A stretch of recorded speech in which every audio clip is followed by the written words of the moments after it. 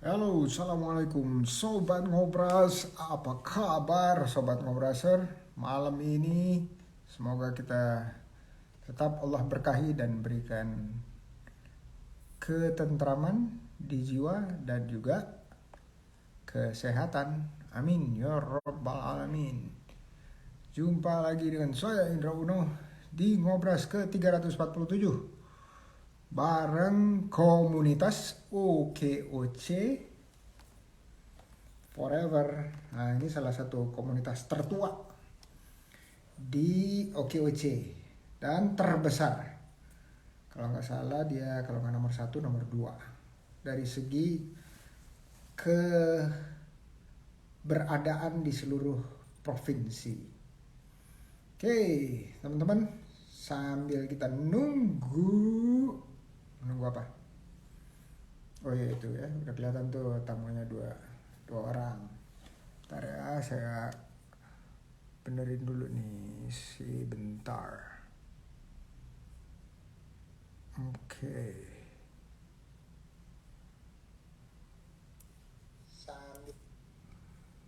Oke. Kita lihat yang satu ini dulu ya. Cekrek. Nah. Kebaca nggak tuh?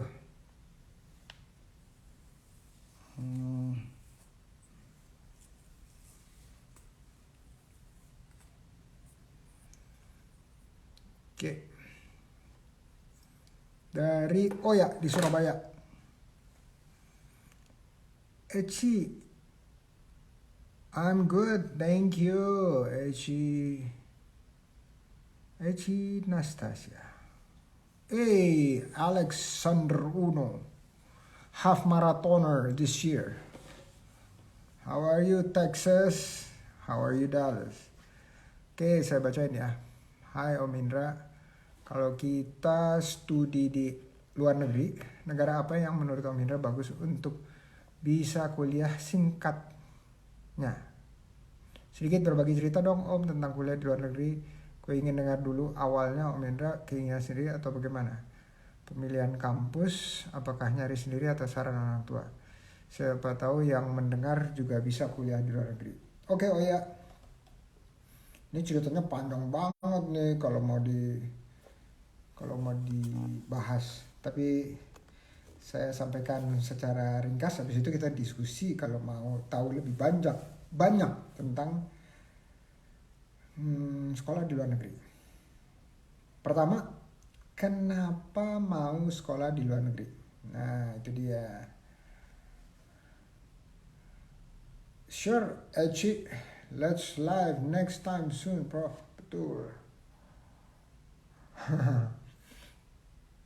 Boleh juga tuh. Live in English. Seru. Will do. Kak Emma, selamat datang. Oke. Pertama, sekolah luar negeri waktu zaman saya itu zaman berapa ya? Pokoknya Eci belum lahir, Kak Emma belum lahir, Oya belum lahir. Kebayang nggak tuh umurnya? Pertama kali keluar negeri tahun 80 berapa ya? 83 untuk sekolah. Nah, waktu itu SMA lah kelas 1. Ya, jadi kalau dulu supaya pikirannya terbuka, ketemu banyak orang, terus kalian melakukan perjalanan. Ya, dan dulu sekolah di Indonesia kualitasnya masih jauh di bawah. Nah, jadi itu tujuannya. Ya, mendapatkan pengalaman dan exposure. Exposure itu apa ya? Bahasa Indonesianya exposure itu exposure kalau bahasa Indonesianya. Thank you, Lex. We try to do something new every time so people such as you will not get bored. Nah, terus waktu itu kuliah pengennya itu aja. Jadi ketemu banyak orang. Kalau kalau pengen tahu ya, kalau pengen tahu rasanya belajar di luar negeri itu banyak atau ada beberapa program student exchange yang berbayarnya sedikit atau bahkan beasiswa ya. Jadi harus berani hunting mau di Eropa, Amerika, Australia dan negara lainnya. Nah, tapi sekarang belajar di luar negeri itu menurut saya nggak sepenting dulu. Kenapa? Karena di Indonesia kualitas sekolahnya itu udah setara lah, ya udah setara. Walaupun dikatakan bahwa Universitas Indonesia itu rankingnya 600 dunia, 600 sekian dunia gitu ya. Tapi menurut saya itu udah setara. Karena apa? Karena akses terhadap informasi sekarang kan udah nggak berbatas ya. Halo Yogi, malam. Oke, Masya Allah kakak Emma, mentor terbaik Masya Allah. Oke, exposure itu kita dapat experience, exposure itu dapat pengalaman. Semoga sukses selalu Yogi, sama-sama.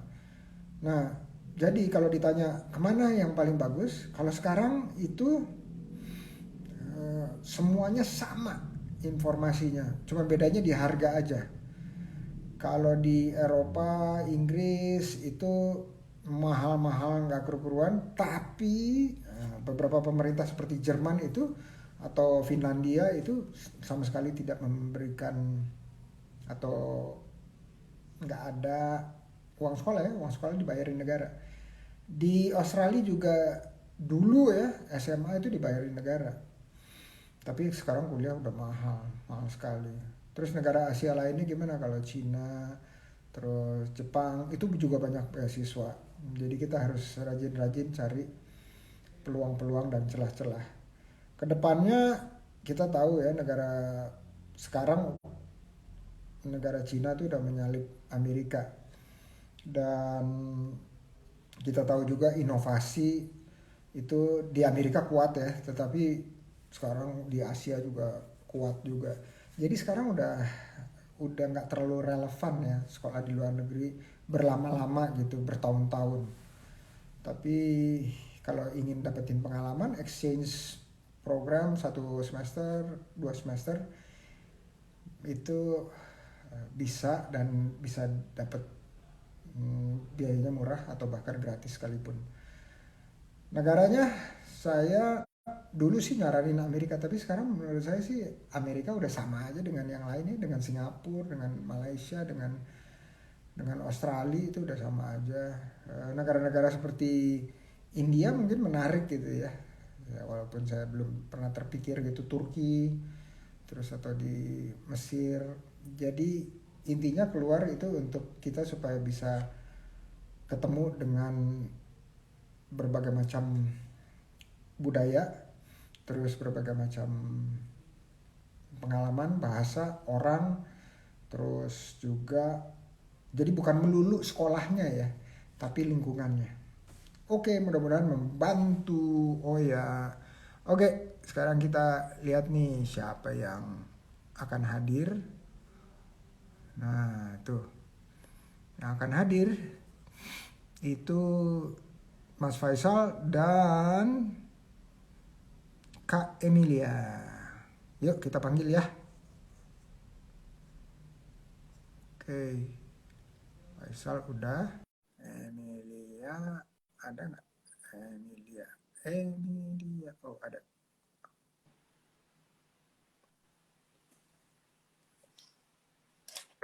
Halo, Halo, apa Prof. kabar? Alhamdulillah, baik. Kedengeran nggak, Prof? Aman, aman. Assalamualaikum, Prof. Waalaikumsalam. Kak Emilia di kota apa sih? Cirebon, Prof. Oh iya betul ya, ketua ketua OKC Forever Cirebon. Wah, keren. Iya, Prof. Kalau Mas Faisal ini milenial banget nih. Nah, ini di kota apa nih, Mas Faisal? Sama, Prof. Sama, dari Cirebon juga ya. Jadi ini tetanggaan nih. Ini tetanggaan. Tetangga. Tetangga, Prof. Kalau naik motor dari sini ke sini berapa menit naik motor? Tergantung kecepatan sih. 10 menit kali ya. Lumayan. Ini Lumayan. di Ngobras ini ada warga Cirebon yang sangat getol dari Ngobras sesi 1 sampai Ngobras sesi hampir 350 nih. Namanya KMA. Nah itu. Nah, itu trainer yang luar biasa dari Cirebon itu, Prof. Itu juga nyemplungin saya, Prof. Nyemplungin saya juga tuh. Oh, gitu. Oh, mantap. Iya, betul. Oke, kita mulai ya. Oke. Ya, Oke, wah di sini ada Coach Asti nih kayaknya nih. Mantap KPD Cirebon. Coach Ustadz. Oh, Ustadz. Jadi Mas Faisal ini Ustadz ya? Ya kadang ngajar juga di pesantren, Prof. Masya Allah, iya Ustadz itu kan guru. Bener. Oke, Ustadz matematik. Ah, ada nggak tuh kayak gitu? Ustadz matematik. Kalau bahasa Ustadz Arabnya Ustadzul Riyadiyat, apa ya? Ustadu Riyadiyat. Riyadiyat. Riyadiyat, ya matematik. Riyadiyat ya. Tapi tetap Ustadz juga kan panggilannya? Bukan? Sama kalau di pesantren lah. Ustadz gitu. Kalau kita kan pikirnya kalau udah Ustadz, wah udah jago agama. Enggak, saya ngajarnya matematik gitu gimana? Benar, benar. Jadi warga Cirebon, selamat datang. Ini adalah OKOC Forever tuh biasanya gitu. Kalau Lumajang, Lumajang dua-duanya. Cirebon, Cirebon dua-duanya gitu ya. ciri khas ya, Prof. OKOC Forever juga gitu. Tapi nggak apa-apa juga. Kadang-kadang Coach Esti di mix biar nanti Forever dari kota mana sama kota mana bisa ketemu silaturahmi gitu ya. Jadi, Amin, insya Allah. nah kita mulai dengan perkenalan pribadi. Nah, siapa yang mau mulai duluan? Katanya kalau ketua itu mulai didahuluin katanya kualat, betul ya Ustadz ya? Betul. Jadi biarkan yang muda dulu. Oke. Silakan. Ya, Ya, silakan Ustaz. Assalamualaikum warahmatullahi wabarakatuh. Prof Indra dan teman-teman, nama saya Faisal. Ya saya asli Cirebon, asli J, Wong Cirebon. J, ta. Asli orang Cirebon dan alhamdulillah saya sekarang juga ya bisnis juga di Cirebon dan di kabupaten tetangganya juga ada di Majalengka. Saya ya sama memulai bisnis di kewirausahaan itu kurang lebih 9 tahun yang lalu lah ya, 9 tahun yang lalu dan alhamdulillah bergabung di beberapa komunitas dan termasuk OC ini sangat membantu untuk sharing, untuk ibaratnya kita ngumpul dan yang paling penting sih semangatnya gitu loh, bahwa kita tuh sama-sama untuk maju lah. Ya minimal kalau kata Pak Sandi kan membuka sedikit lapangan pekerjaan gitulah. Dan ya kita juga ada sisi sosialnya, makanya saya juga ikut ada di pesantren dan masuk pengurus pesantren juga lah seperti itu. Masya Allah. Ngomong-ngomong pesantrennya udah kerjasama dengan OKOC Forever Cirebon belum? Sudah didatengin sama Coach Emma, Ibu Emma tadi tuh yang sangat aktif tuh, Prof.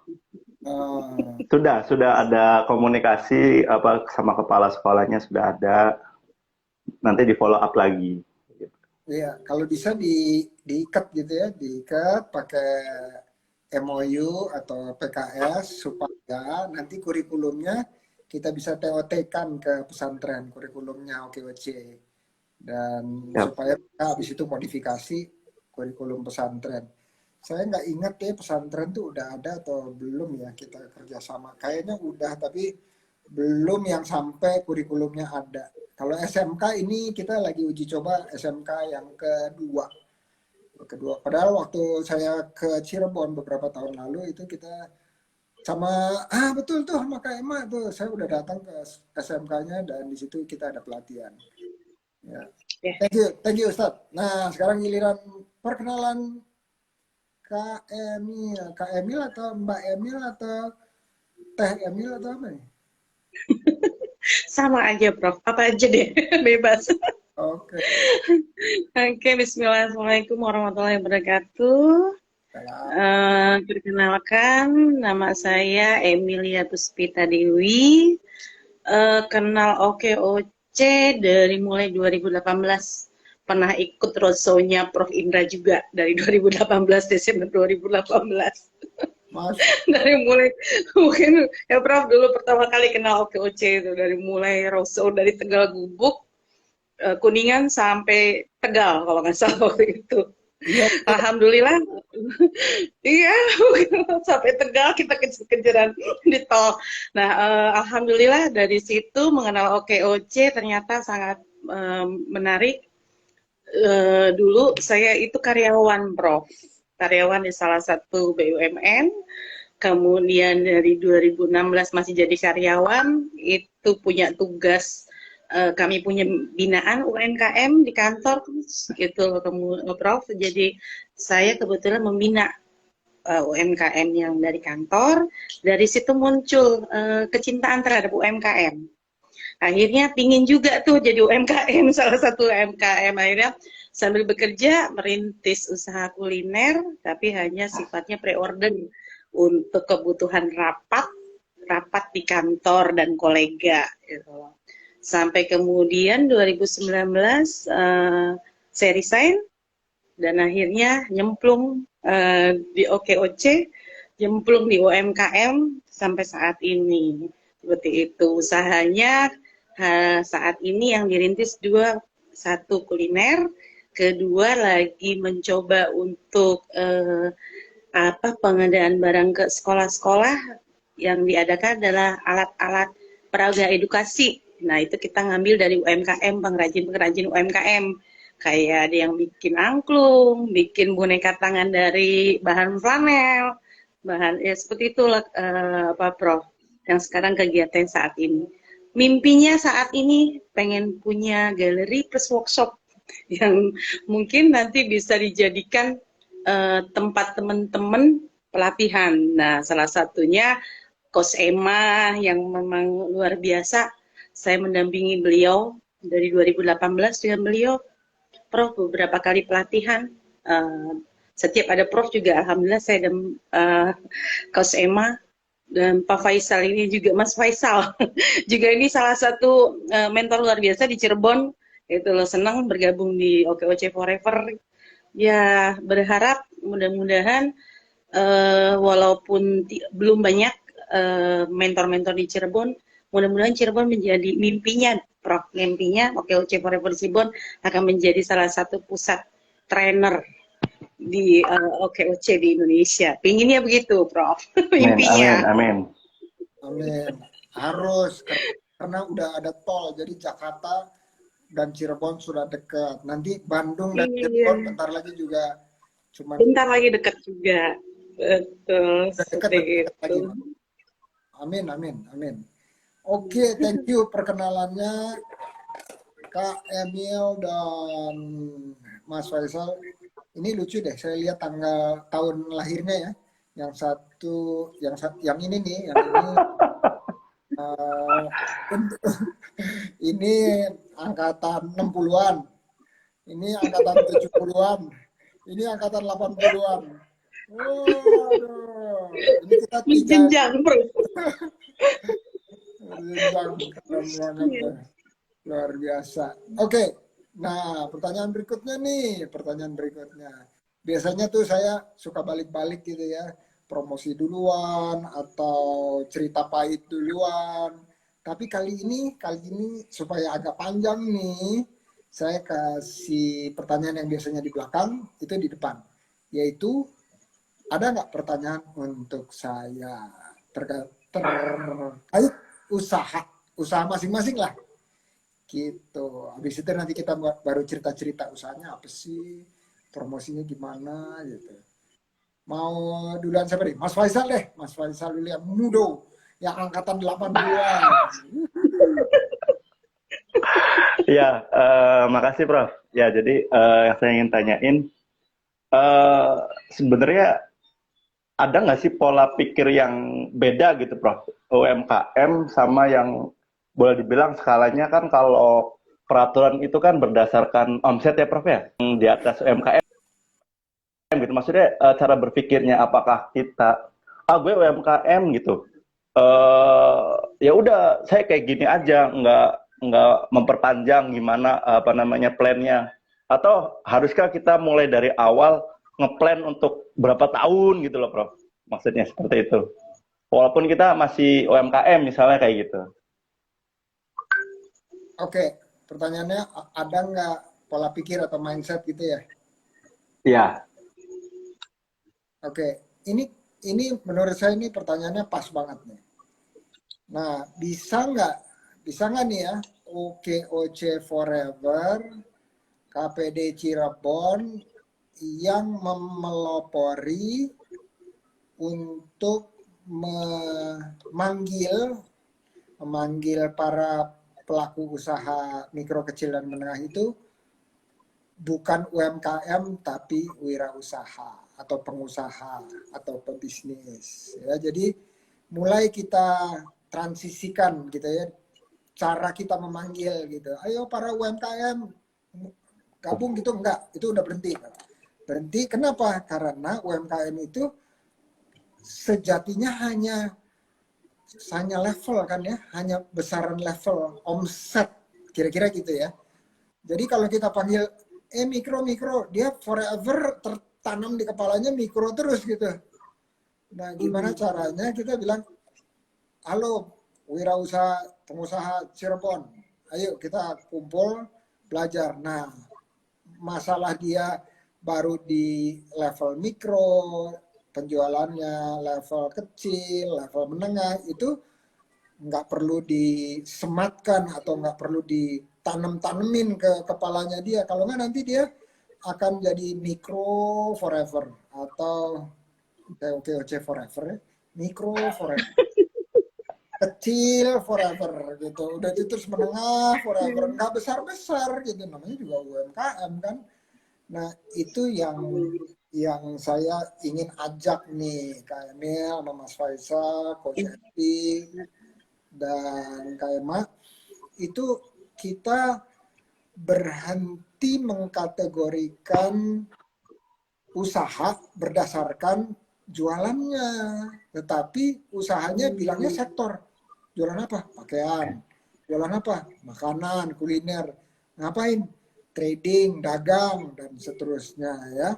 Jadi mulainya dari situ dulu. Gimana kita para mentor, terus para coach, terus para trainer itu mulai pelan-pelan mengganti brandingnya UMKM. Gimana?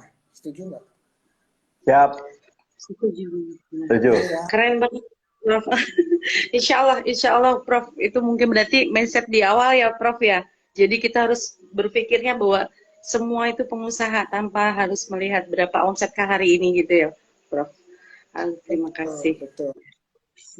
Jadi jangan mereka dari awal sudah dikotak-kotakkan terhadap size, ya kan?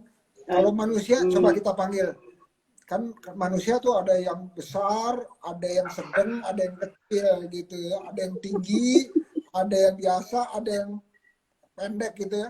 Masa kita panggil dia tinggi gitu ya. Besar, besar. Iya kan? Mereka pengen dikenal sebagai misalnya profesi. Oh, dia ustadz. Nah, gitu ya. Oh, dia pengusaha. Oh, dia guru SD misalnya ya. Oh, dia pengacara, ahli hukum dan seterusnya. Jadi orang itu identifikasinya jangan disebut ini ukurannya. Kalau ukurannya ya kayaknya itu kurang memartabatkan lah gitu ya. Nah, dari kita yang praktisi melakukan pendampingan usaha, mulainya dari situ. Makasih banget pertanyaannya. Ustadz Faisal, keren sekali. Ya, Di encourage gitu ya, Prof ya? Apa dibesarkan hatinya gitu ya? betul, betul. Jadi kita bilang, wahai pengusaha Cirebon. Asik. Asik banget. Ya, ya. Mulainya dari sana, dan dari sana terus nanti kita pelan-pelan kita kasih mindset yang tadi. Satu lagi pertanyaannya, yang tadi kata-katanya Mas Faisal tuh bagus tuh. Jadi menciptakan lapangan kerja. Sebenarnya nih kalau buat anak-anak muda, begitu dia mendatangkan penghasilan dengan kedua tangannya, itu dia sudah menciptakan lapangan kerja buat dirinya sendiri, itu ya. Dan kalau dia udah menciptakan lapangan kerja buat dirinya sendiri, kalau dia punya karyawan lagi, itu namanya udah bonus. Karena pemuda sekarang itu banyak yang bertitel dan nganggur, gitu ya. Jadi sarjana tapi nganggur, diploma tapi nganggur, SMK tapi nganggur. Nah, jadi kita bilang ke anak-anak muda, anak muda, tahu nggak gimana caranya kontribusi kepada negara dan bangsa ini? Yaitu memastikan diri kita terhindar masuk ke dalam kategori yang nggak berpenghasilan, alias nggak produktif atau kurang produktif. Caranya gimana? Yuk ikut Ustadz Faisal sama Kak Emil, sama Kak Emil gitu. Gimana caranya? Kita latih, kita dampingi, terus baru beri akses yang lain ya, perizinan, pasar yang lebih luas, pembukuan yang lebih rapi, dan kalau mau naik kelas nanti scale up, baru ada akses terhadap permodalan. Jadi teman-teman yang misalnya punya usaha tapi sendirian, itu udah keren banget. Artinya apa? Dirinya sudah membebaskan diri masing-masing dari ketergantungan atau kekurang produktivitasan atau apa? Sebagai pengangguran gitu ya. Kita udah membebaskan diri kita. Sekarang itu ajaknya gitu aja. Semua orang, yuk bebaskan diri sendiri dari bergantung pada orang lain. Bergantung atap di atas kepala, bergantung untuk makannya sehari-hari, bergantung untuk bajunya, bergantung untuk kuotanya, gitu. Yuk bareng-bareng. Gitu. Terima kasih pertanyaannya. Keren. Sama-sama, Prof. Kak Emil, ayo ada pertanyaan nggak? Pertanyaan sih banyak, tapi alhamdulillah itu tadi salah satunya sudah sedikit, karena memang untuk PR kami yang diamanahkan sebagai pengurus ya, Prof gitu loh. Itu adalah ya tadi mengajak teman-teman itu untuk kadang-kadang ayo dong memulai gitu loh, seperti membuka lapangan kerja. Jangan takut untuk merekrut orang gitu loh, karena ketika kita membuka lapangan kerja dengan merekrut orang untuk membantu mereka untuk usaha, supaya mereka tidak menjadi one man show, produksi iya, memasarkan iya gitu loh, Prof gitu ya. Semuanya dilakukan oleh teman-teman di komunitas ini gitu loh. Nah, itu gimana nih Prof supaya mereka tuh punya rasa percaya diri yang sehingga mereka tuh yaudah ya deh saya mau gitu, dan walaupun dengan keterbatasan saat ini seperti itu, tapi dengan kita membuka lapangan kerja walaupun baru 1 orang, itu kita harus percaya diri bahwa kita bisa gitu loh. Itu gimana tuh Prof untuk bisa menanamkan itu, termasuk kami sendiri para pengurus pun kadang-kadang ada rasa takut, apalagi dengan kondisi ekonomi yang seperti sekarang ya Prof, baru sebentar tiba-tiba ada aturan lagi yang membuat kami harus mislap lagi gitu usahanya. Gimana tuh Prof? Biar pede kayak Prof gitu loh, jalan terus gitu tuh. Gimana tuh Prof? katanya saya dengar dulu, hmm, pede atau berani gitu ya, itu Betty itu apa? Beda tipis. Beda tipis. Beda tipis sama malu. Ya, beda tipis sama malu. Jadi takut sama malu itu beda-beda tipis. Ya, kalau di masyarakat kita banyak kan gitu. Kenapa? Misalnya, oh kita udah tumbuh gitu ya, udah ada karyawan, satu waktu harus dirumahin lagi karyawannya atau sementara istirahat dulu. Itu sebenarnya ada ketakutannya, misalnya, aduh gimana ya kalau saya nggak bisa bayar. Tapi ada juga yang bilang gini, aduh izin malu kenapa? Udah ya istilahnya lagu-laguan gitu ya, berkembang tiba-tiba harus mengecil lagi. Terjun kembali. Ya. Nah, jadi yang kita perlu sampaikan kepada teman-teman bahwa yang penting informasinya terbuka, transparan, ya, agar apa? Agar yang tadi, misalnya orang yang kerja sama kita dari awal kita udah bilang, ini usaha masih tertatih-tatih ya, seperti apa ya? Seperti balita gitu ya. Balita jalan belajar. Ya, belajar jalan. Ya, belajar merangkak. Gitu. Sebelum ya kalau habis merangkak terus bisa berdiri sedikit, terus tiba-tiba ngejengkang lagi, jatuh lagi, wajar, namanya juga baru belajar gitu ya.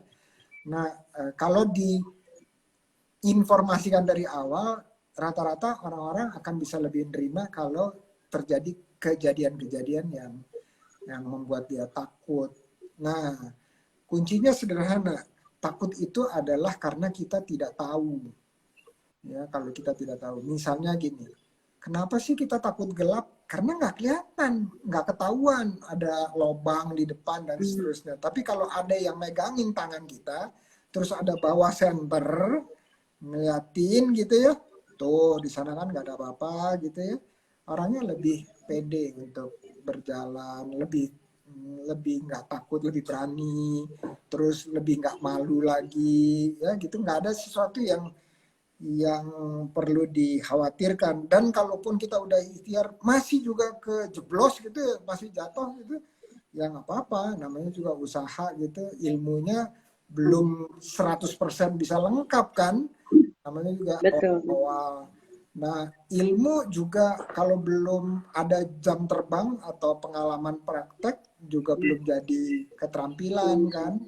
Jadi kita masih salah-salah kalau ngegoreng, masih suka gosong, mentah, masih suka keasinan gitu ya. Wajar belum gitu. Stabil. Belum stabil gitu. Jadi nanti lama-lama berjalannya waktu, ilmunya ditambah-tambah, terus prakteknya juga tambah terus.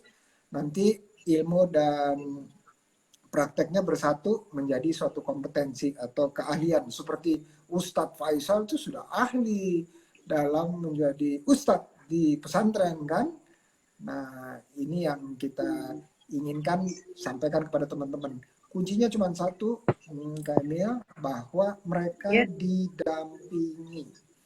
Ya, didampingi. Jangan sampai mereka merasa udah diojok-ojok, udah didorong-dorong, punya karyawan, habis itu ditinggalin gitu. Ditinggalin terus kita bilang, oh rasain loh, kejedut sendiri loh, rasain loh, gue juga ngerasain seperti itu. Enggak, tapi kalau mereka didampingi, terus ada mekanisme WA, gimana hari ini, persiapannya gimana, rencananya apa, terus kalau sore ditanya dagangnya tadi gimana hari ini, oh kalau kurang berarti ini yang bisa dijalankan, informasinya kita bantu sebarkan, atau kita bantu beli gitu ya, nah, atau kita telepon, Mas Faisal beliin tuh barang, gitu, Mas Faisal terus bilang ini, wah kayaknya ada orang tua muridnya, orang tua santri nih, suruh lagi orang tua santri, itu tuh beli-beli, penglaris. Nah, jadi kita selalu mendampingi, gandeng tangannya gitu. Istilahnya saya sebutnya gandeng tangan. Ada Mbak Di ini dari OKOC Forever Depok, rasain lu gitu ya. Kalau kalau kita udah dorong-dorong orang, terus kalau kita tinggalin, kita nanti disebutnya provokator. Provokator doang. Habis itu ngilang dia, ngilang. Kitanya lagi susah, dia aja ngilang. Cemplungin. Maka itu kadang-kadang maka itu teman-teman di OKOC Indonesia panggil saya Prof itu karena itu. Karena kerjanya dorong, udah itu terus saya diam-diam aja. Merekanya yang kepentok-pentok gitu. Tapi kalau kepentok itu belajarnya lebih cepet loh, gitu ya. Betul ya. Jadi lari ya, Prof ya. Asal nggak ditinggalin, gitu ya. Asal bukan nggak ditinggalin, mungkin nggak ditinggalin, tapi mereka punya persepsi bahwa aduh ditinggalin nih, gitu ya. Aduh dicuekin nih. Nah kalau setiap kali muncul gitu ya kayak Emma di sini, terus ada ini ada Coach Irma dari Bandung nih, ini luar biasa nih kemarin seabrek-abrek segambreng datang dari awal sampai akhir nggak ada ngobrol. Kenapa? Endorse terus. Jadi, keren. Jadi saya tanya sama Coach Ibra, ini nggak perlu ngobrol, nggak usah, yang penting endorse saja. Ya, oke. Yang penting bantu untuk usahanya teman-teman gitu. Kira-kira mudah-mudahan membantu. Ya, insya Allah. Pasti bantu banget saran Prof ini. Nanti kalau sebelum akhir 20. Kalau ada pertanyaan lagi, silakan tanya aja langsung ya. Tanya langsung supaya kita bisa ngobrol-ngobrol. Nah, berikutnya nih, yang biasanya ditunggu-tunggu adalah promosi usaha masing-masing. Oke, silakan Ustadz Faisal. Ya, teman-teman, kalau saya sendiri usahanya di bidang kesehatan, Prof. Ada ada apotek, terus klinik juga. Sekarang lagi merambah ke klinik kecantikan nih. Ya doain aja. Mudah-mudahan makin pada ganteng, makin pada cantik. Masya Allah. Gimana? Saya udah ganteng belum? Saya jangan cantik ya, Prof. Kalau saya bisa jawab tuh, ganteng maksimal. Alhamdulillah. Berarti udah jadi BA nih, cocok nih ya. Udah brand ambassador. BA. Ya, jadi ya saat ini juga, ya kemarin juga ada kita kuliner, Prof. Tapi ya karena pandemi ya, jadi putar otak lah biar masih ada. Tapi dine-in nggak ada gitu, jadi ya catering sekarang udah mulai dikit-dikit lah kayak gitu. Dan ya kalau kegiatan yang lain sih biasanya di komunitas-komunitas ya termasuk OKOC gitu. Jadi ya senang aja kayak gitu, ngobras di mana-mana lah ibaratnya kayak gitu. Kan sambil silaturahim, Prof. Jadi kayaknya tuh ibaratnya nggak asik gitu kalau nggak satu rahim, nggak sama komunitas gitu loh. Kalau saya sendiri sih, makanya ya sama juga termasuk provokator juga nih. Ayo pada usaha gitu. Ninggalin. Nggak, bukan ninggalin, tapi memberi semangat. Kadang ya tukar pikiran. Kadang kita sempat ngobrol juga, Prof. Sampai malam di warung kopi gitu, punya temen. Ayo sambil kita makan bersama, kita sambil silaturahim, sambil tukar-tukar pikiran. Kadang sampai jam 1 gitu. Ya makhluk nokturnal lah salah satunya, Prof. Wah, keren. Biasanya banyak wiridnya tuh kalau malam-malam, nokturnal. Nah ya itu. Kopi gitu. Tuh katanya paling ganteng setelepon kata Kak Emma. Waduh.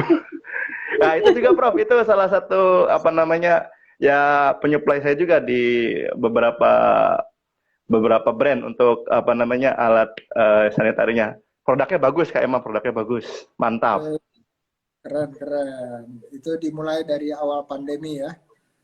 Keren. Ya, pelatihan di awal pandemi. Iya, luar biasa. Oke. Jadi kalau mau kolaborasi gimana nih, Coach? Coach Ustadz? Ya boleh Prof kalau mau kolaborasi nanti ya saya sering ketemu sama Bu Emma juga, Bu Emil, siap lah, siap selalu ready. Mau waktu tadi siang Ya. saya mau mampir ke rumah Bu Emma nggak ada orangnya. Emang banyak acara kan? Iya, saya WA Bu ada di rumah nggak? Oh nggak ada lagi keluar ya udah saya langsung aja lah bablas. Takut ketinggalan di sini. Ya Allah. Oke.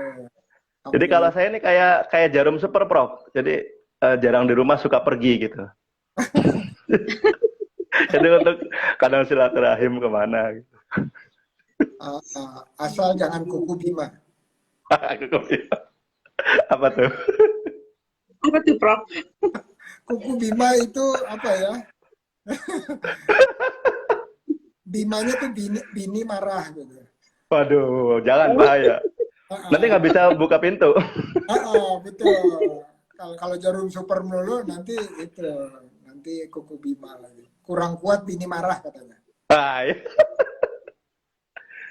Tenang, kalau saya mah udah tahu Prof, obat kuatnya Prof banyak sini. Oh iya ya, kesehatan kan ya? Ingat asli.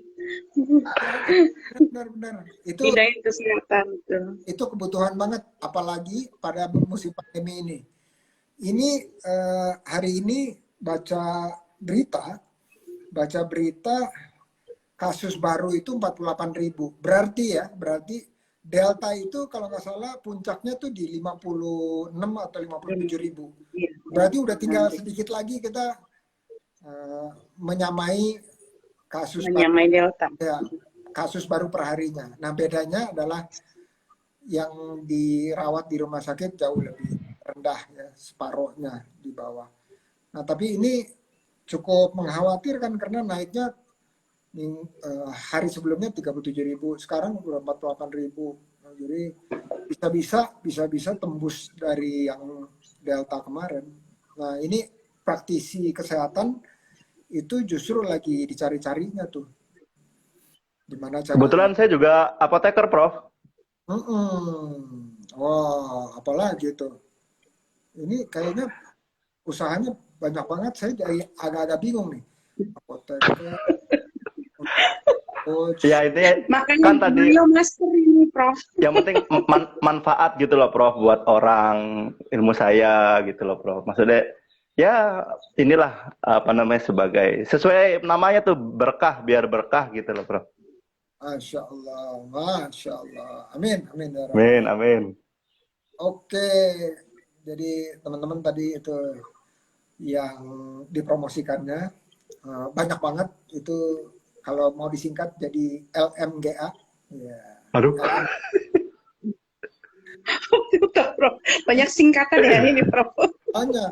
LMGA. Nah, kalau kata orang apalagi tuh Prof? Kata orang Jakarta, LMGA itu lu mau gua ada. Nah, Gak ada ya Prof. cocok. Gak ada. Tapi jadinya Gak ada. Oke. Ustadz, Pasang, giliran Kak ini. Ayo kita dengerin promosinya. Oke, buat teman-teman, buat yang mampir ke Cirebon, Coach Esti, Coach Irma, Coach Amel juga ditunggu banget di Cirebon.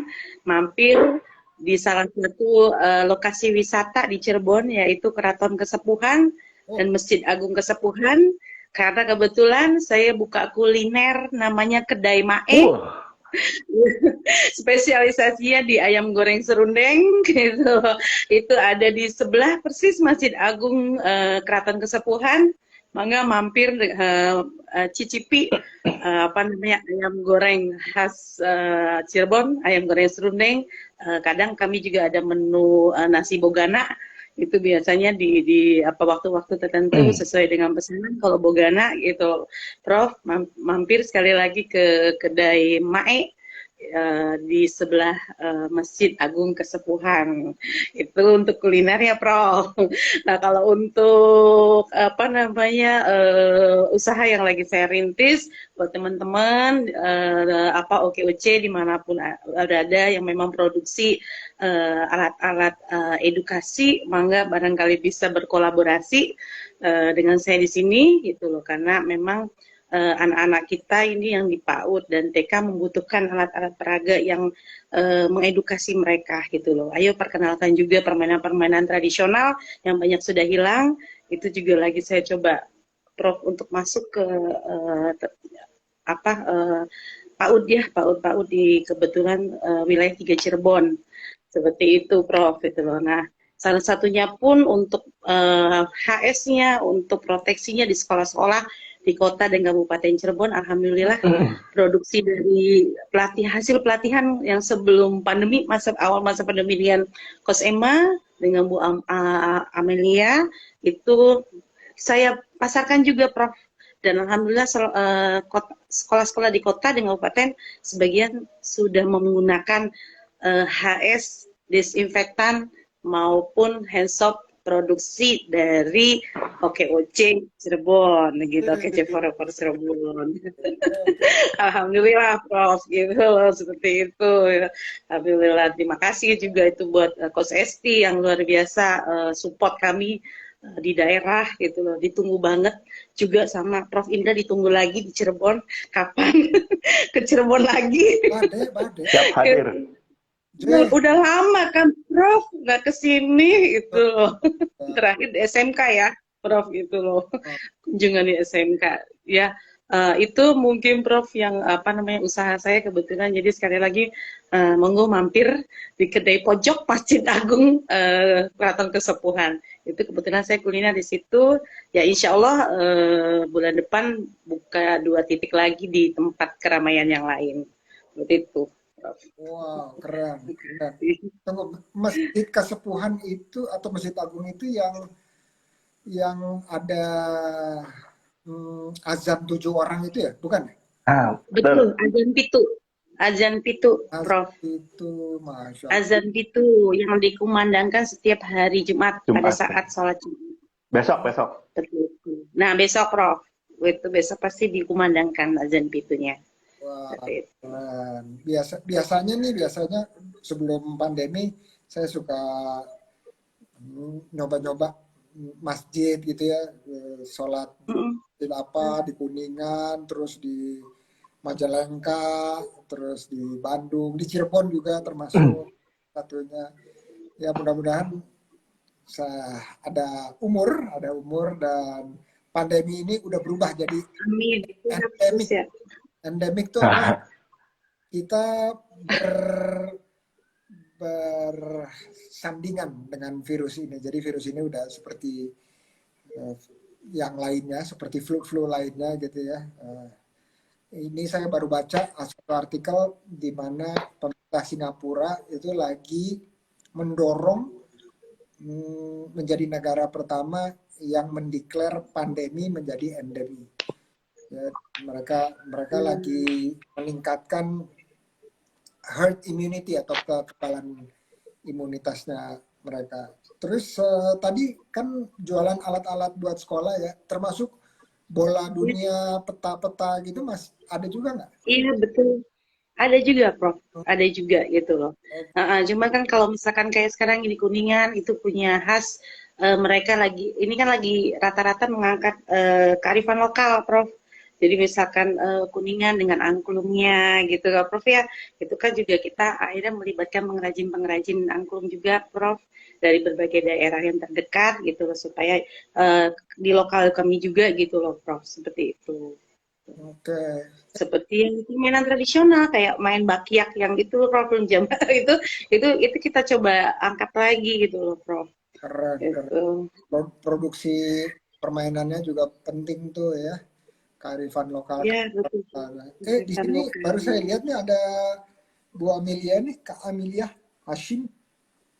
Alhamdulillah. Iya. Di kabarnya? Ini lengkap banget nih penggawanya Cirebon. Lengkap, kap. Oke, Kompak, Oce kompak. Forever punya 3, Prof. Ada Emilia, ada Amelia, Alhamdulillah. ada Amelia. Oh, itu juga lengkap juga ya dari cara menulisnya. Masya Allah. Terima kasih udah say hello dan silaturahmi di sini. Nah, kita Biasa. waktunya kira-kira 10 menit lagi. Mau dong kalau boleh nih teman-teman yang dengerin saya gitu belajar atau mendapatkan hikmah dari Mas Faisal, dari Kak Emil untuk dalam perjalanan usahanya itu cerita-cerita pahitnya. Boleh dong. Eh, Katanya guru yang kurang kurang efektif itu adalah kesuksesan. Tetapi Ya. guru yang bijak itu adalah kegagalan. Gitu. Jadi kita mau dengar nih, mudah-mudahan dapat kebijaksanaan dari cerita-cerita pahit Mas Faisal. Silakan. Oke, terima kasih, Prof. Ya, jadi ya sama lah. Kalau bagi para pengusaha ya, kita semua pengusaha nih, teman-teman tadi Prof. Indra udah bilang, apapun levelnya pengusaha kuat. Dan itu juga sebenarnya, ya makanya saya install di diri saya, Prof. Jadi, saya kan nggak ada basic farmasi nih tadinya nih ceritanya nih. Saya orang engineer teknik ya, tapi sebelumnya farmasi gitu.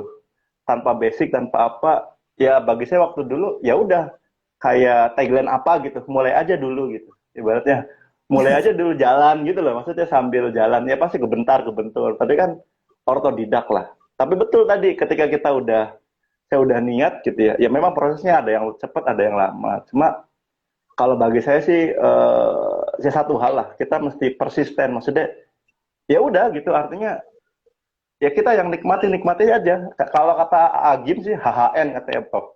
Hadapi, hayati, nikmati. Bahkan pertama kali nih teman-teman nggak dipercaya gitu. Artinya ya sama lah.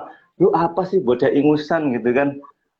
Yang lain pada, mohon maaf tadi Prof bilang nyari kerja ke sana ke sini dan lain sebagainya. Kalau saya mah ya udahlah Bismillah lah. Tadi menghidupi diri sendiri deh gitu. Yang penting gue nggak ketergantungan sama orang lain gitu loh. Nggak ada percaya gitu. Nanti bangkrut gimana dan lain sebagainya. Yang satu hal yang saya selalu bilang sama yang seperti itu, doakan saja. Doakan saja. Walaupun nggak, apa istilahnya, nggak dibantu gitu loh. Bahkan orang tua juga pertama kali dulu ya meragukan juga gitu, Prof. Karena ya ini dia, kalau keluarga saya itu kebanyakan PNS, asli PNS gitu, pegawai negeri sipil. Nah, saya juga pengen PNS gitu, Prof. Kata Prof tadi, pengusaha non-stop. Jadi ya itu, mulai dari apa adanya. Kalau boleh dibilang harus modal gede, ya oke sih, tapi bisa kamu mengelolanya dari modal gede. Ya buktinya saya sendiri, ya inget banget dulu pertama kali ya modal yang ada gitu loh. Artinya berapa ya modal ada, bahkan saya itu untuk memulai itu saya sempat ketipu, Prof. Jadi untuk istri lahiran nggak ada, jadi ya ibaratnya ngenes lah gitu. Kemudian alhamdulillahnya ya ada ruko gitu, kemudian ruko juga bocor dan lain sebagainya, pokoknya banjir lah semua. Saya, anak pertama, istri tinggal di tempat tersebut. Ya memang ini saya baru ungkap nih ke publik gitulah, karena saya nggak mau, maksudnya nggak mau gitu, Luar artinya biasa. teman-teman tuh ngelihat kita di level ini. Tadi kata Bu Emil, saya karena saya berasal dari yang memulainya itu otodidak, apa adanya. Saya menebarkan semangat entrepreneur itu untuk ke berbagai komunitas, termasuk OKOC juga gitu loh, Prof. Artinya ya ya udah sih, maksudnya biar berkah aja lah hidup saya gitu. Dan buktinya dari awal, ketika tadi alhamdulillahnya karena ada basic dulu, pernah belajar gitu ya marketing, ya dia dikit-dikit tempel lah dulu gitu loh. Pokoknya marketing tuh ada barang, ada yang beli, lu jual, udah gitu aja pokoknya katanya. Terus lu jangan lupa, kalau dalam ilmu langitnya sih, silaturahim sama orang-orang, baik itu orang yang biasa mau orang yang apapun lah, dari yang pro maupun yang kontra. Bahkan kalau lu ada nyinyiran, tutup aja lah kupingnya, tapi lu jangan menghujat dia, katanya kayak gitu. Jadi ya ya itu semangat yang selalu saya pribadi tanamkan. Dan ya pokoknya 5 tahun pertama tuh terseok-seok lah, terseok-seok gitu, artinya ya wajar lah, tapi ya kita yakin kita pasti bisa bangkit gitu. Ya alhamdulillahnya tadi akhirnya saya sendiri sekolah lagi, Prof. Jadi udahlah, saya pengen sekolah lagi, pengen ada ya, alhamdulillah lulus juga apoteker gitu. Makanya kalau ditanya gimana ya, ya pokoknya saya pengen berbagi aja apa yang saya bisa gitu. Dan ya kemanapun, dimanapun, dan ibaratnya ya saya juga ngerasain bener-bener terpuruk itu jangan sampai. Sekarang tuh udah aksesnya udah enak, gampang gitu loh, Prof. Sosial media udah ada dan lain sebagainya. Bahkan ya kalau saya jarang aktif juga ya, maksudnya promo dan lain sebagainya kayak gitu, karena ya sekarang saatnya gitu loh, teman-teman tuh udah apalagi demografi Indonesia kan udah jadi luar biasa nih ya sekarang, Prof. Artinya udah free trade market gitu loh. Jadi maksudnya ya itulah, bahkan sampai ya kadang dulu ada orang yang ngapain sekolah tinggi-tinggi nggak dipakai lo, katanya. Ngapain apa namanya nungguin warung gitu loh.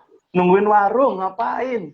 Aduh, kalau saya pikirin mungkin nggak bisa move on, nggak bisa tadi ngebuka yang Prof Indra bilang, ngebuka lapangan kerjaan lah, walau belum banyak gitulah ibaratnya. Tapi senang gitu loh, Prof, bisa ngebantu orang. Ya itu sih, jadi banyak.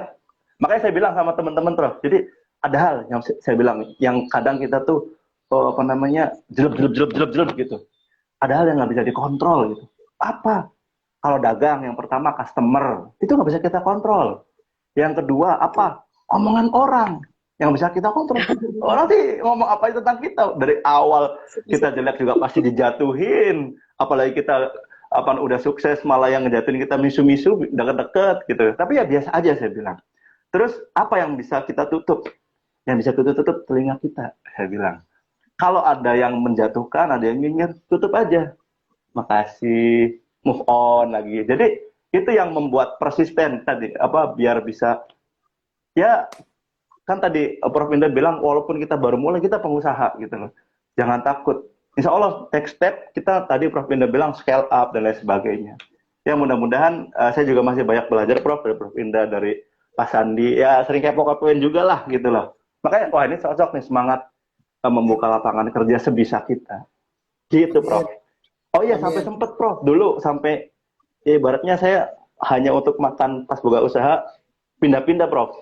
Dari orang tua, dari mertua, dari apa kakak ipar, sampai kayak gitunya gitu loh. Karena mikir kalau ini dimakan nggak ada gitu. Ya ini baru diungkap ke publik juga gitu. Jangan enak-enaknya aja gitu. Jadi muter. Iya, alasannya silaturahim, padahal sih kita pengen makan. Pengen makan. 3 kali sehari, 2 kali sehari pengen makan gitu loh.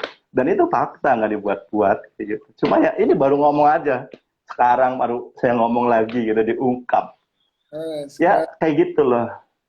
Tapi ya tadi intinya persisten. Pokoknya saya pengen jadi PNS, pengusaha non-stop. Amin. Ya Rabbal Alamin. Amin. Oh iya, ini ada yang curcol juga nih, Mbak Dini, dia juga dari praktisi kesehatan dari bidan, jadi punya usaha kuliner. Nah, dia katanya juga sering tidak dipercayanya. Gitu ya, curcol ya Dini? Mantap, ya Allah. Oke, sekarang giliran Kak Emil. Iya, sama mungkin ya, Prof. Ketika kita memilih untuk punya usaha, itu tidak ada yang langsung sekali jalan langsung jreng jadi gitu loh. Segala macam usaha sudah pernah dilakukan pada saat ekonomi keluarga pun sama seperti Ustadz Faisal pernah ngalamin, akhirnya harus makan. Untungnya senang menanam apa namanya cabai, tomat dan segala macam di depan rumah, itu manfaat ketika kita pas lagi benar-benar gak ada uang gitu loh. Itu sudah pernah dialami gitu loh. Tetapi itu proses ya, semua orang saya yakin apa namanya mengalami. Alhamdulillah ya kita hadapi dengan senyum saja. Yang pertama adalah satu, kalau secara pribadi saya kalahkan ketakutan diri sendiri itu dulu. Jadi apapun yang ada di depan mata, ada yang kemudian memberi itu, Mil, saya butuh ini, kamu bisa nggak cariin? Belum tahu bisanya, tapi saya bilang bisa. Sudah saya bilang bisa dulu. Itu yang kemudian akhirnya dilakukan. Akhirnya gara-gara ada kebutuhan, ada yaitu kekuatan silaturahmi, kekuatan berteman, itu ketika mereka di grup, di komunitas, saya butuh ini, ada yang punya, gitu loh. Kadang-kadang kita bilang ada saja dulu. Ada. Gitu, jadi akhirnya ada gitu loh, karena saya yakin gitu dengan kekuatan silaturahmi tadi kita bisa komunikasikan pasti ketemu seperti itu. Nah, berangkatnya saya pun di situ bicara berdirinya kedai di pojok masjid itu pun saya tidak punya uang, Prof. Hanya bisa waktu itu harus bayar sekian juta untuk tempat, tapi saya cuma punya 100.000. Setengah 12 malam saya ditelepon sama yang punya tempat itu mau disewakan. Akhirnya saya DP-in 100.000 sambil berpikir lagi gitu loh. Tapi akhirnya memang nemu karena niat nemu. 1 bulan setelah punya tempat masih belum tahu mau usaha apa. Gitu loh. Dan siapa yang mau nunggu gitu. Akhirnya karena saya kebetulan ada beberapa teman yang kena, karena saya mulai usaha di situ itu pas masa pandemi, Prof. Teman-teman banyak yang kena dampak pandemi. Akhirnya mereka tidak bekerja. Akhirnya saya ajak, mau nggak yuk daripada nongkrong di rumah, main HP di rumah, kita nongkrong di sini. Akhirnya bukalah di situ. Saya buka ayam goreng, kemudian saya rekrut orang lagi, mau nggak duduk di sini, kamu bisa bikin jus, saya bikin jus, itu ya akhirnya berdiri sekarang hampir 2 tahun, masuk tahun ketiga, ini alhamdulillah akhirnya ternyata berjalan, gitu loh. Jadi saya berprinsip kita itu tugasnya ikhtiar. Kalau hari ini ada masalah, nggak perlu dipikirkan terlalu dalam sampai nggak bisa tidur, jangan. Sudah besok langsung bikin planning baru. Itu Prof yang saya lakukan gitu loh. Dan satu lagi, jangan pernah takut. Saya selama berapa bulan, 1 bulan itu hampir sering nggak laku. Karena untuk kuliner itu waktu itu zaman pandemi itu sulit. Itu karena kebetulan alhamdulillah sebelah saya masjid. Begitu sudah mau tutup, ini saya bilang bikin isi paket, kasih ke masjid, karena di sana banyak yang tirakat, gitu loh. Jadi jangan pernah takut memberi sesuatu, membantu kepada orang lain, karena bantuan kita itu tidak harus berupa materi. Saya sama Kos Emma salah satunya adalah yang waktu memulai pelatihan itu, gratis, kami tidak punya apa-apa, Prof. Tapi kami mencoba membantu, gitu loh, dengan apa yang kami punya. Karena nyatanya betul, kita jangan bertanya nanti dapat apa, tapi nanti ternyata kita dapat sesuatu dari situ. Jadi saya sekarang melangkah itu hari ini lakukan yang terbaik, berikan sesuatu yang baik kepada seseorang. Kalau ada hal yang tidak enak, cukup direview untuk dievaluasi, jangan dipikirin besok bikin planning baru. Itu saja sih Prof yang dilakukan itu, supaya karena mama pikirannya udah banyak Prof, jadi nggak mau banyak pusing dari penyakit, melangkah dan melangkah gitu loh. Nah, ya akhirnya alhamdulillah ya ketemu jalannya, suatu saat akan ketemu jalan mana yang cocok dan menjadi passionnya kita. Itu saja sih Prof. Masya Allah, keren nih, mantap deh. Bang Cirebon, oke J. Iya tah Prof. Iya tah. Mantep pisan, J. Oke, ini kita udah ngomong-ngomong udah lewat 4 menit, jadi 1 menit kalimat penutup ya buat yang dengerin sekarang maupun yang nanti dengerin di rekamannya. Oke, silakan Mas Faisal kasih kalimat penutup. Habis itu langsung Ya. Oke, kalau saya berdasarkan nama berkah tuh Prof. Filosofinya berusaha karena Allah. Jadi berkah itu ada filosofinya sebenarnya berusaha karena Allah, karena Tuhan lah. Jadi jadi itu ada filosofinya gitu loh. Memang banyak berkah, tapi saya filosofinya itu berusaha karena Allah, karena Tuhan. Jadi ya udah, just do it aja gitu. Kesalahan ya pasti akan kita perbaiki selanjutnya. Yang paling penting yang pertama ya niatin aja gitu loh. Niatin aja gitu. Ya kalau yang muslim ya lillah, Kalau teman-teman yang lain, ya udah karena Tuhan aja. Selesai. Karena bakal ikhlas di situ nanti. Masya Allah. Jadi berkat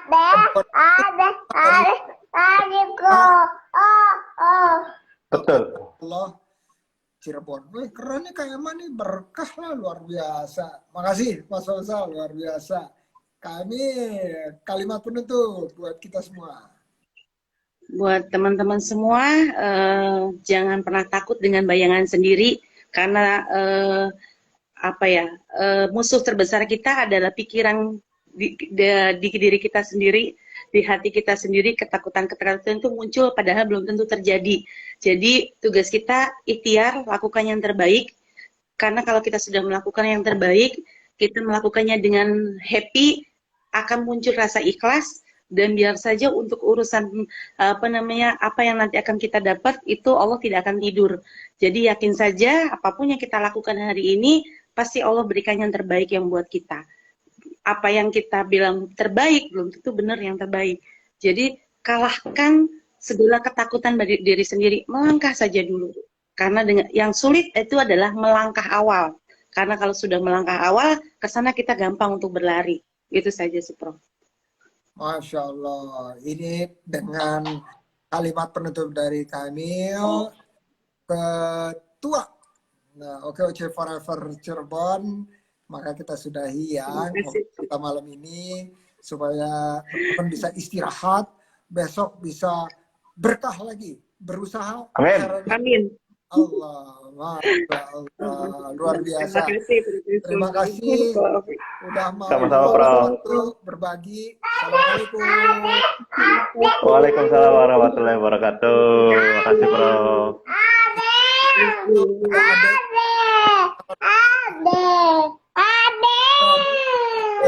Obras. Siap. Assalamualaikum. Waalaikumsalam. Ya. Waalaikumsalam warahmatullahi wabarakatuh. Oke, teman-teman, tadi kita seru ya, seru ngobrol-ngobrol dengan Kak Emil dan Mas Faisal juga. Terus di sini banyak yang kontribusi nih. Ya, ada Kak Emma, ada Rihan, ada Dini, ada siapa lagi? Wah, ada siapa nih? Ada Kak Amelia juga ada ya. Ada Indra Okta. Oh, makasih semua. Ada Coach Esti. Oke, forever. Oke, Sobat Ngobraser, sampai jumpa di sesi 348. Insya Allah. Assalamualaikum.